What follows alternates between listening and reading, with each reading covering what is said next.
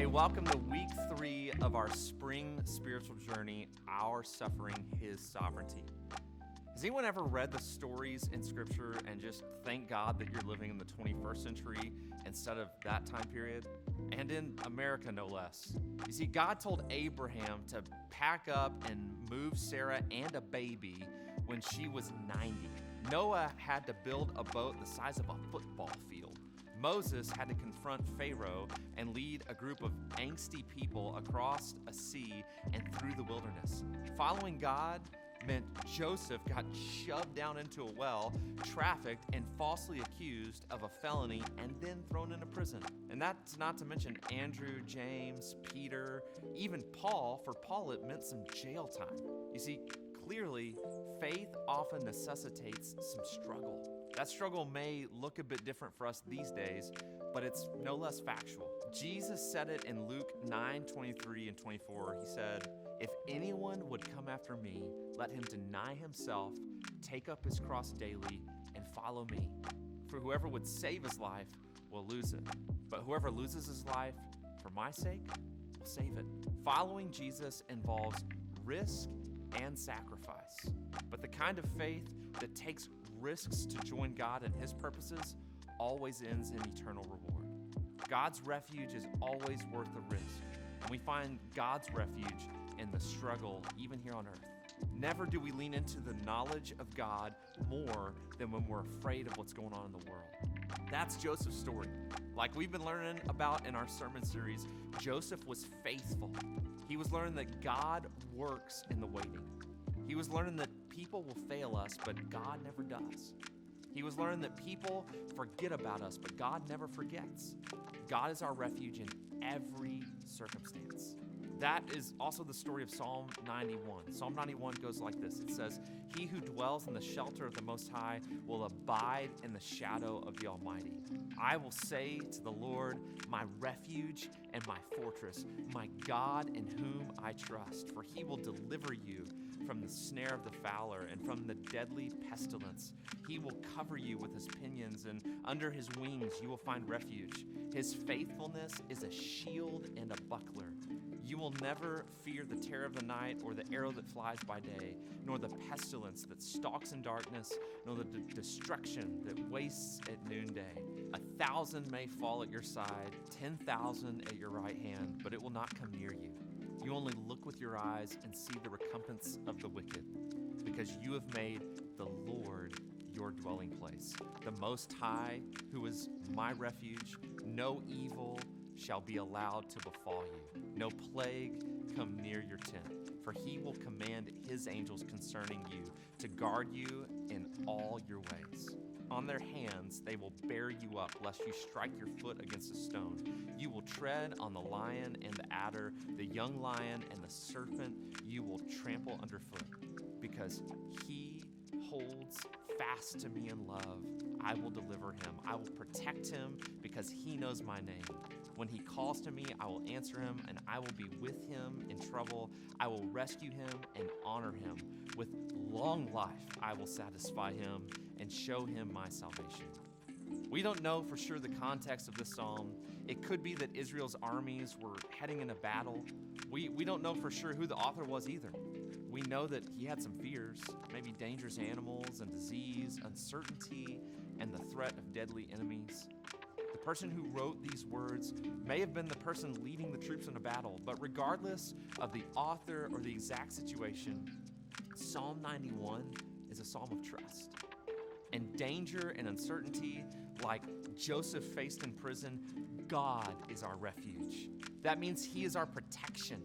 In Scripture, the word refuge refers to a shelter in the storm. It emphasizes God's watchful care over His people. Verse 4 puts it like this: He will cover you with His pinions, and under His wings you will find refuge. The words of the psalmist, along with Joseph's continual dependence on God, are a signpost for us that God is a safe place for us to go in any circumstance. But we have to go to Him, even if it feels risky. God won't force His refuge on us. He won't force us under His wings. He gives us the choice. This sounds simple, but it's not easy. especially when we're facing circumstances that cause anxiety or fear. In fact, Psalm 91 can hit us personally in some ways that we don't like. It tells us in verse 10 that because you have made the Lord your refuge, no evil will be allowed to befall you. No plague will come near your tent. We read that and have to ask, but what if it does? What if it did? No question, Psalm 91 is absolutely beautiful. The first verse alone will get you. He who dwells in the shelter of the Most High will abide in the shadow of the Almighty. It's beautiful and it's hard because sometimes life doesn't feel that way. Sometimes when you're in the middle of a struggle, it doesn't feel like you're protected from the Most High or dwelling in the safe shadow of the Almighty. The psalmist called out two of God's names in that first verse. Most High is how we translate El Elyon, which is God's name that emphasizes his strength and sovereignty. Almighty is El Shaddai, which pictures God as the active, self-existent one. Those names of God are hopeful because they're also complicated. If we believe God is truly sovereign over creation, over our lives, and everything that happens in this world, and if we believe that he is active in his sovereignty, and he is, then that means he could have stopped the trauma that came to Joseph 1,000 different ways. It means he could have stopped whatever struggle that you've endured in 1,000 different ways. He can stop any bad thing from happening, but we know that bad things happen in our world. In his active sovereignty, God allows these things to happen. People sin, and their sin can hurt us. So agreeing that God's refuge is ours is not as easy as it might seem in a quick read of Psalm 91. In fact, I think the psalmist felt that tension too.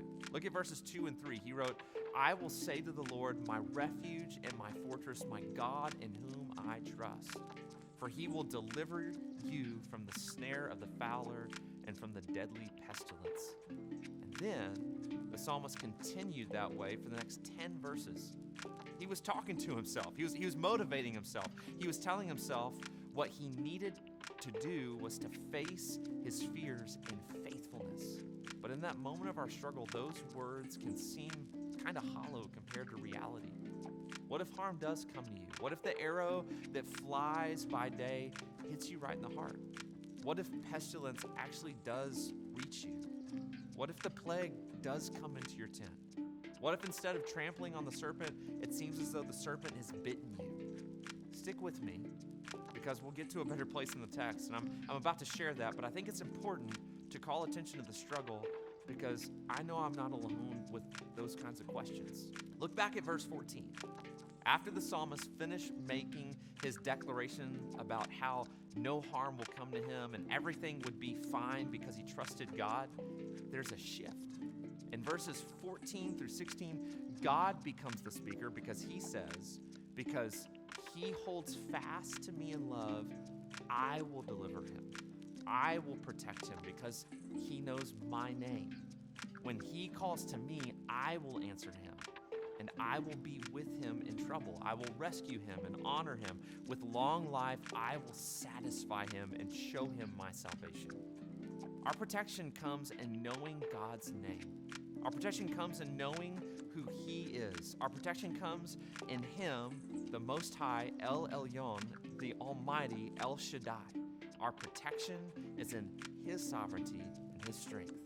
It's not always about protection from trouble, but it's God's presence in our trouble.